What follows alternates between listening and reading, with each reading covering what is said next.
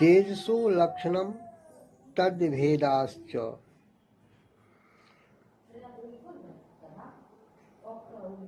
उष्णस्पर्शवत्तेजः तच्च द्विविधम्।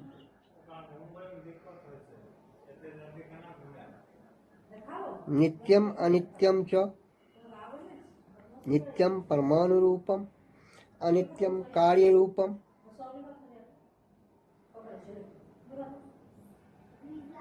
पुनस्त्रिविधम।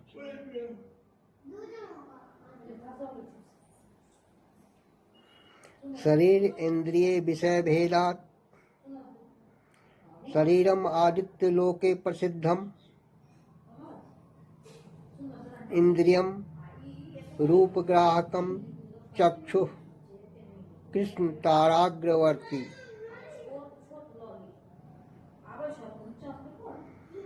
विषयश्चतुर्विधः।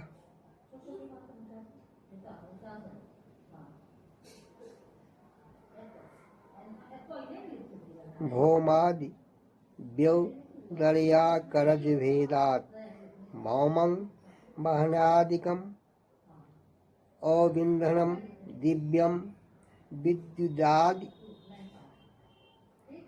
भुक्तस्य परिणाम हेतुर उदरयम्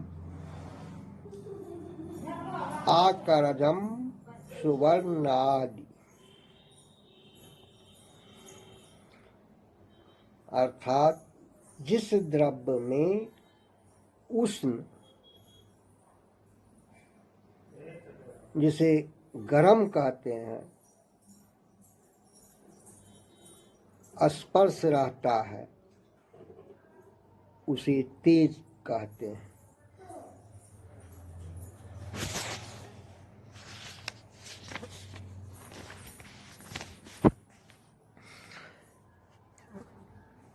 तेज के दो भेद होते हैं, नित्य और अनित्य। नित्य तेज परमाणु रूप को कहते हैं और अनित्य तेज कार्य रूप को कहते हैं। अनित्य तेज शरीर इंद्रिय और विषय के भेद से फिर तीन प्रकार का होता है। तेज का शरीर सूर्यलोक में प्रसिद्ध है। इंद्रिय रूप का ग्रहण करने वाला नेत्र नाम का है। वह काली तारा पुतली के अग्रभाग में रहता है।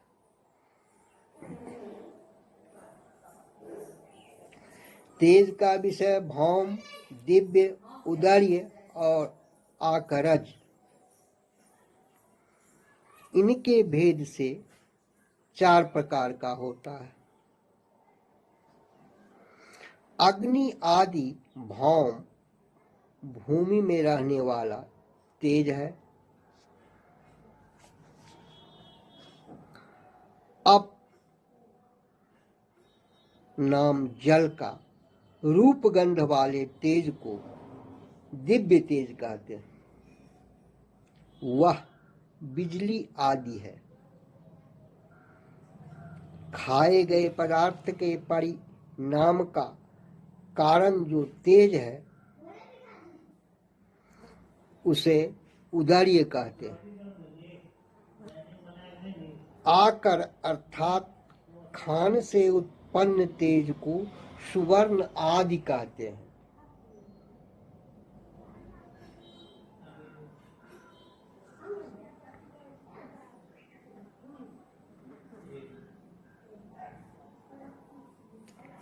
उष्णेत जला दाव अति व्याप्ति वारणाय उष्णेत। काला दाव अति प्रसंग वारणाय समवाय संबंधेन इति पदम देयम।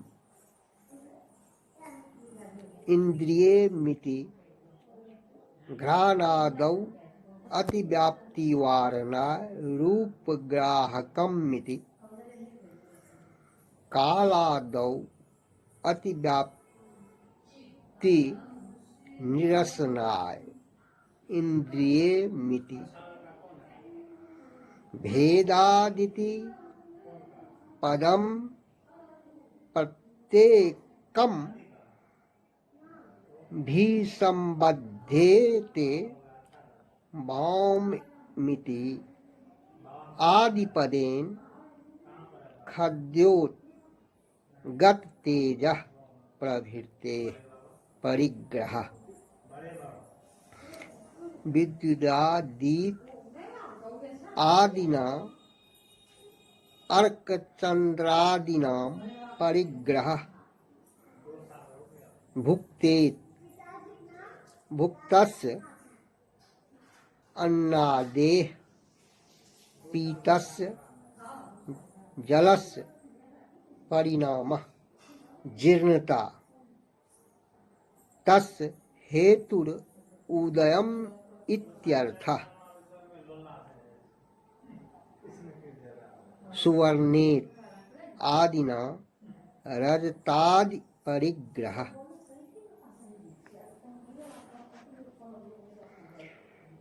केवल स्पर्शवत् तेजः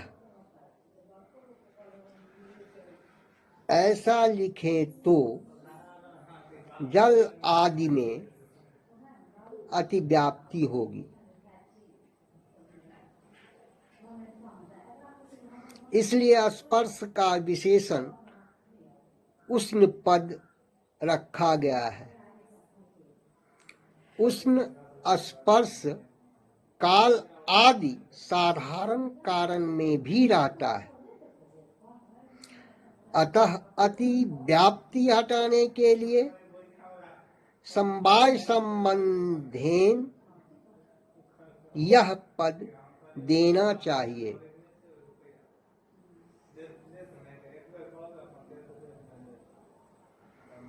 समवाय संबंध से उष्ण स्पर्श तेज में ही रहता है, अन्यत्र काल आदि में नहीं।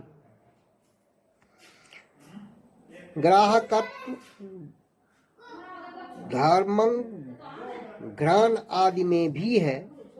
इसलिए अतिव्याप्ति हटाने के लिए रूप ग्राहकम पद देना चाहिए।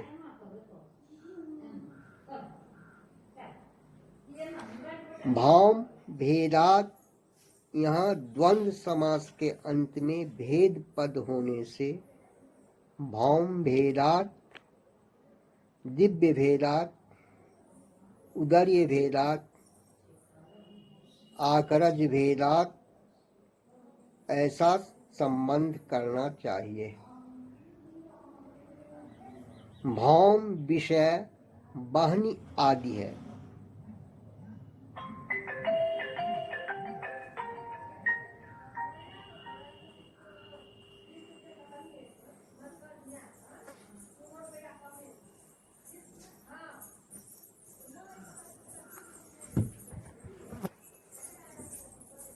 यहाँ पर आदि पद से खद्योत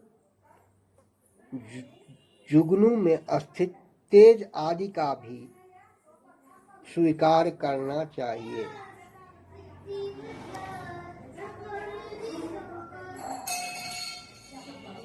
दिव्य विषय विद्युत आदि है। यहाँ पर आदि पद से सूर्य, चंद्र आदि का भी ग्रहण करना चाहिए। भुक्तस्य कहने से अनन्नस्य और उपलक्षण रूप से पीतस्य जलस्य ऐसी कल्पना करनी चाहिए। खाए गए अन्न का और पिए गए जल का परिणाम यानी परिपाक का हेतु उदर्य अर्थात उदर का अग्नि है। आकरज विषय सुवर्ण आदि है।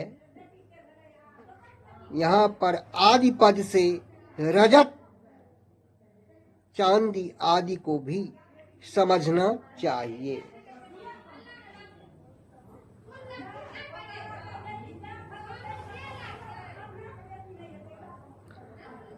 वायोर्लक्षणं तस्य भेदाश्च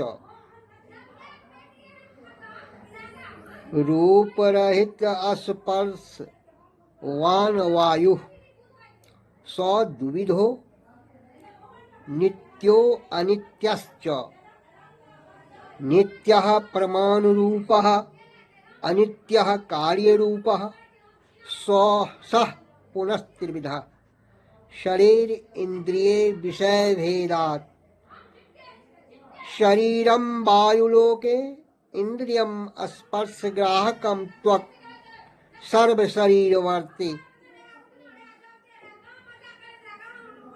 विषयो वृक्षादि कंपन हेतु शरीरान्तः संचारी वायु प्राणः स चैकोपि उपाधि भेदात् प्राणा अपानादि संज्ञा लभते।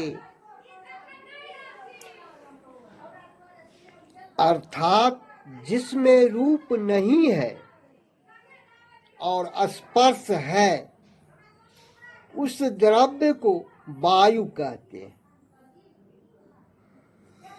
उसके दो भेद हैं, पहला नित्य और दूसरा अनित्य। नित्य वायु प्रमाण रूप है और अनित्य वायु कार्य रूप है। शरीर इंद्रिय और विषय के भेद से अनित्य वायु फिर तीन प्रकार का होता है। वायु का शरीर वायुलोक में है, इंद्रिय स्पर्श को ग्रहण करने वाला त्वक है और वह समस्त शरीर में रहता है। वायु का विषय वृक्ष आदि के कंपन का हेतु है।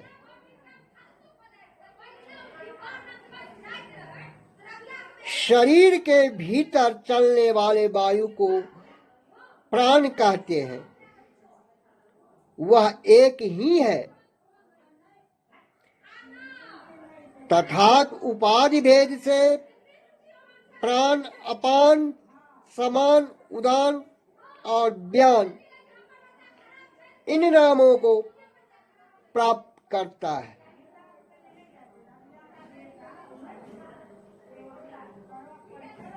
जैसे हृदय प्राणो गुदे अपानः समानो नाभिमंडले उदानः कंठदेशस्थो व्यानः सर्वशरीरगः।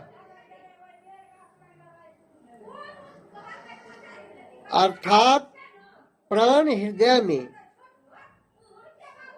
अपान गुदा में, समान नाभिमंडल में, उदान कंठ देश में और व्यान समस्त शरीर में रहता है।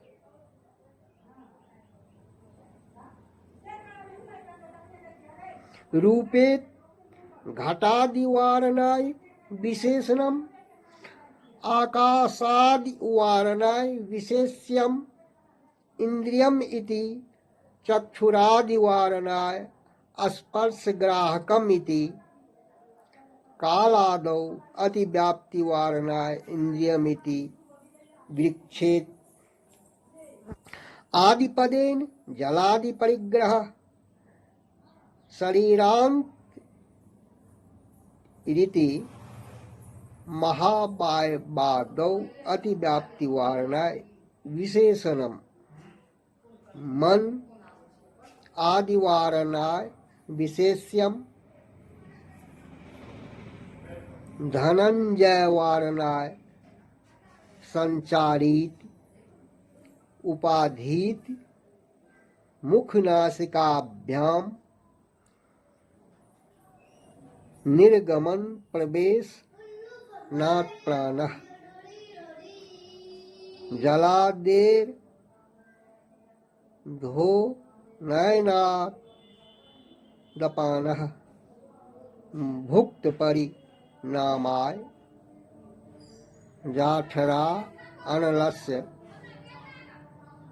समुन नयनात् समानः अन्ना देरू ध्वर्नयना दुदानः नाडी मुखेषु वितन्नाद व्यानः इति क्रिया रूपाधि भेदात् तथा व्यवहनीयत इत्यर्थः।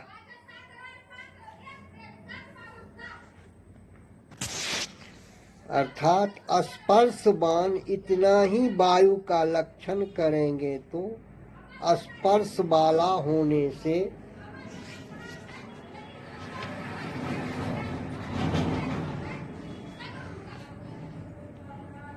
घट आदि में अतिव्याप्ति होगी।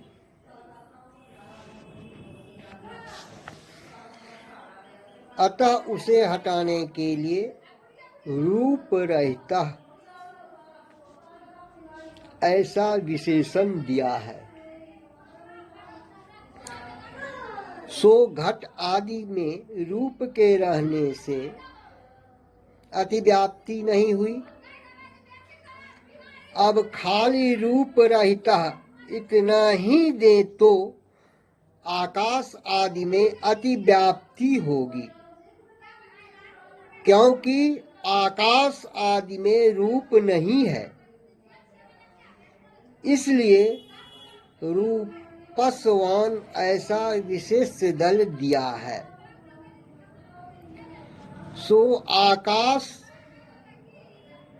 में स्पर्श के न रहने से अतिव्याप्ति नहीं हुई।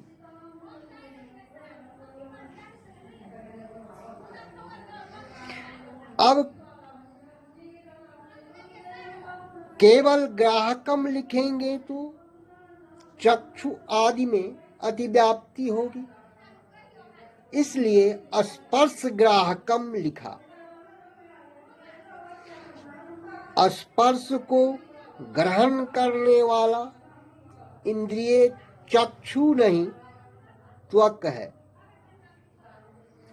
स्पर्श ग्राहकम इतना ही लिखेंगे तो साधारण कारण काल आदि भी स्पर्श ग्राहक है, उनमें अतिव्याप्ति होगी। इसलिए इंद्रियम ऐसा लिखा गया। काल आदि इंद्रिय नहीं है। वृक्ष आदि के कंपन का कारण वायु विषय है।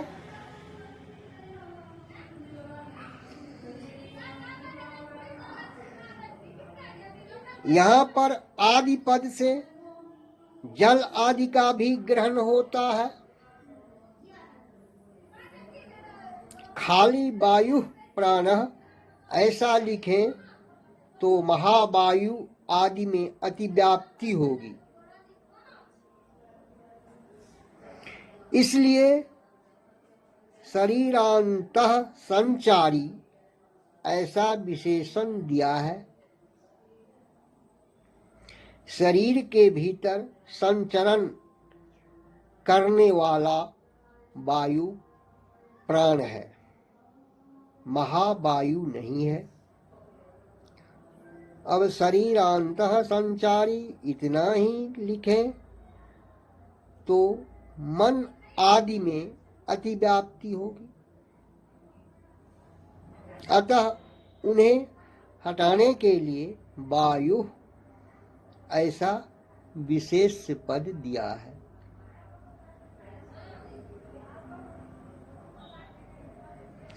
मन आदि वायु नहीं है, संचारी यह पद नहीं देंगे तो धनंजय वायु में अतिव्याप्ति होगी।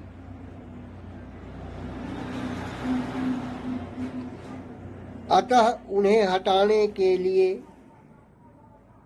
वायु ऐसा विशेष पद दिया है। मन आदि वायु नहीं, संचारी यह पद नहीं देंगे तो धनंजय वायु में अतिव्याप्ति होगी। शरीरांतः संचारी कहने से धनंजय वायु शरीर में है,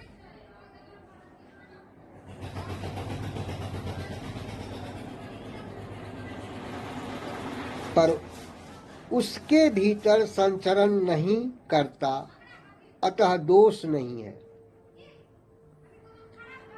प्राण एक है, उपाधियों के भेद से प्राण अपान आदि संज्ञा को प्राप्त करता है।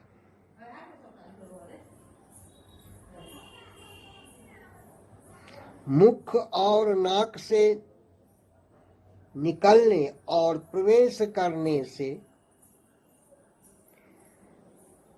प्राण जल और अन्न आदि के नीचे ले जाने से अपान खाए गए अन्न के परिपाक के लिए पेट के अग्नि को नाभि मंडल ले जाने से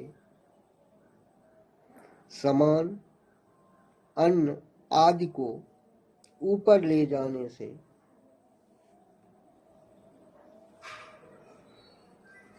उदान और नाड़ी मुखों में फैलाने से व्यान।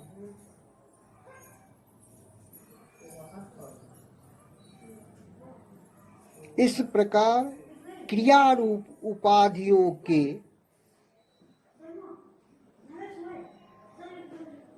भेद से एक ही वायु का प्राण आदि 5 नामों से व्यवहार किया जाता है।